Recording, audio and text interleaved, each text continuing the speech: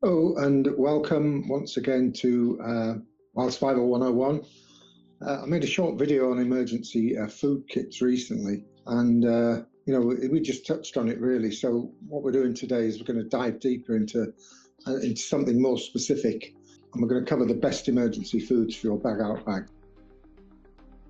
If you're new to prepping, a bug out bag is essentially a 72-hour survival kit designed to help you evacuate quickly and safely during emergencies. One of the most critical components, well, food. That will keep you going when everything else falls apart. Maybe when the shops are closed, there could be a nature emergency on the way, a fire, flooding, something like that, tornadoes. Having the right emergency nutrition is crucial for maintaining both physical strength and mental clarity when situations around you are stressful. So today I'm just going to go over my top 10 emergency foods for bug out bags based on extensive research and some practical considerations as well. So let's jump right in.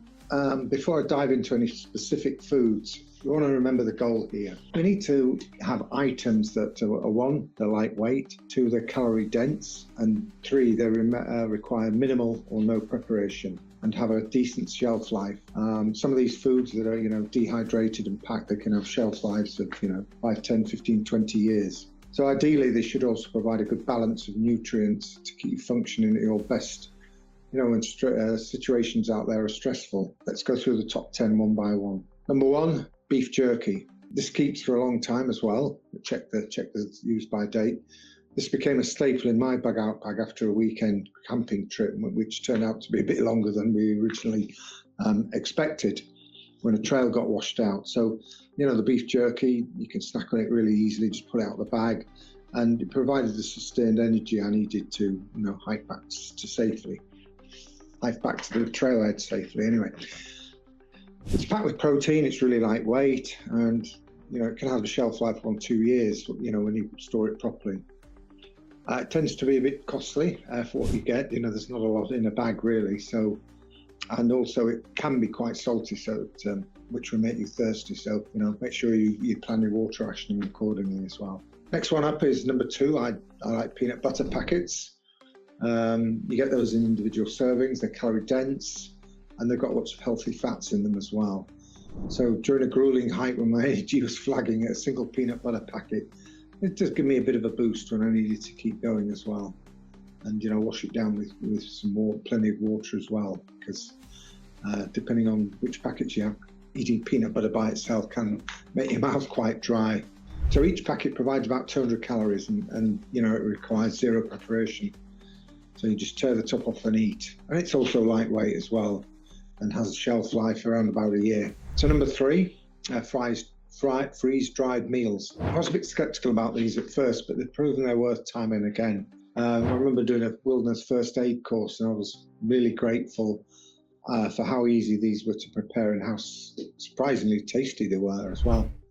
So you just need to add hot water, you can wait a few minutes, and you've got yourself a comforting, nutritious meal. This thing is, it's hot and, it gives your morale a bit of a boost when you probably most need it. One of the best parts about it is they last 20, 25 years.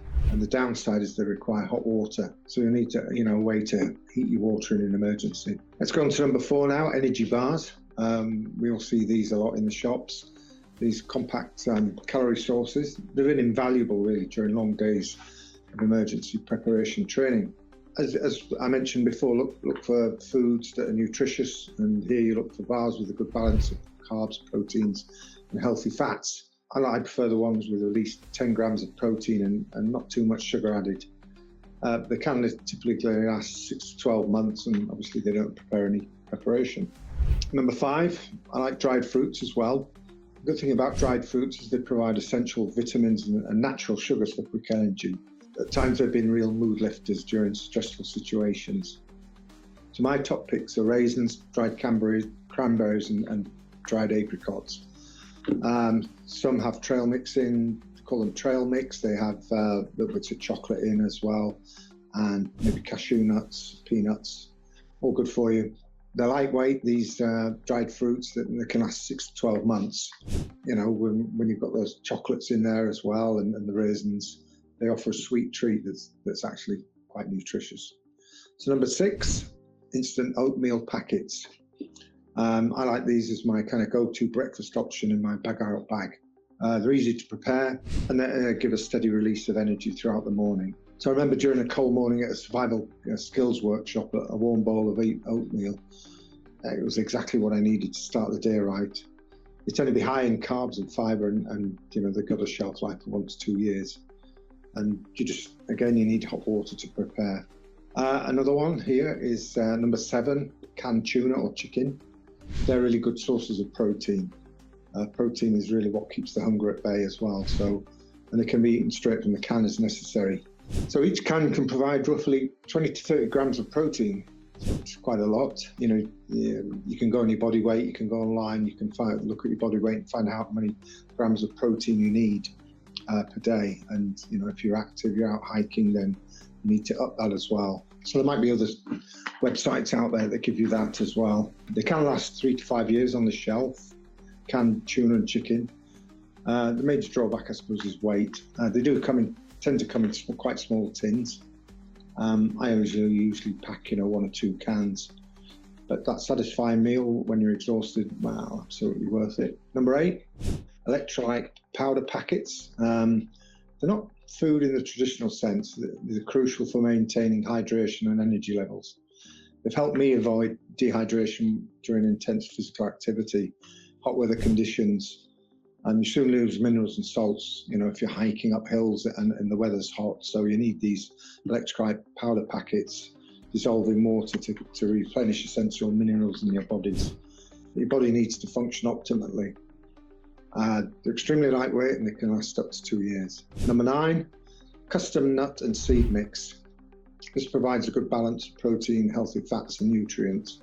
It's a little bit more than what I mentioned before. This includes where you can add anything you want into these trail mix, but I like to include almonds, walnuts, pumpkin seeds and sunflower seeds.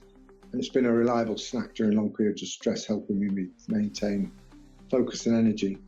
They last 3 to 6 months in your bag before the oils can start to go rancid, so make sure you rotate them regularly. Number 10, dark chocolate. Yes, chocolate, but not just any chocolate. Dark chocolate with at least 70% cocoa content.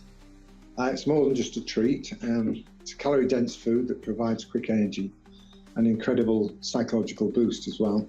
I remember during a particularly challenging survival training, a small piece of jar chocolate was a welcome morale booster. You can open a bar and pass it around to people and they really enjoy it too. And it's ready to eat and lasts a couple of years.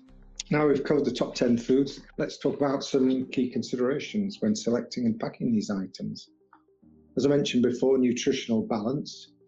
Aim for a mix of carbohydrates for quick energy, proteins for satiety and muscle balance, and of course fats for long-lasting energy. Second, water requirements. Some foods like dried freeze meals and oatmeals require water for preparation. So always have more water with you than you think you'll need, and consider having a mix of foods that don't require additional water. Third, packaging. Repackaging foods in waterproof, resealable bags. Use those where possible. This protects them from moisture and it makes them more compact as well, because some of them you can, like the Ziploc bags, you can squeeze the air out of them as well. Fourth, consider your personal tastes and dietary needs. There's no point packing foods you hate or can't eat due to allergies or intolerances, so be mindful of that. The psychological comfort of familiar food shouldn't be underestimated in a crisis. You'll look forward to them and welcome them when you start to eat them, when you have a rest stop. And finally, I'd just like to mention rotation strategy. Check your bag contents every 6 months to ensure nothing has expired, and all the other bits of kit that we talked about in the past is still good. So I'll just share some challenges I faced and how I solved them. One major issue I came across was balancing nutritional needs with weight and space constraints. So as I mentioned, focus on calorie-dense, nutrient-rich foods and to use packaging efficiently. For example, removing full foods from bulky packaging, using vacuum-sealed bags instead. Another challenge was food fatigue. Don't pack like hundreds of cereal bars. So you're eating the same thing day after day after day, because they're easy to unpack and eat. That'll be demoralising, really. Incorporate a variety of flavours and textures into your food. and include small condiment packets like salt, pepper and hot sauce to add variety. Weather conditions can also affect your food choices. Some items might melt in hot weather, so beware of that, or freezing cold conditions. Consider where you live and what emergencies are most likely to occur in your area. Okay, to wrap up, selecting emergency foods for your bag is just more than a practical exercise. It's a bit of a journey really that can transform your outlook on self-reliance and preparedness.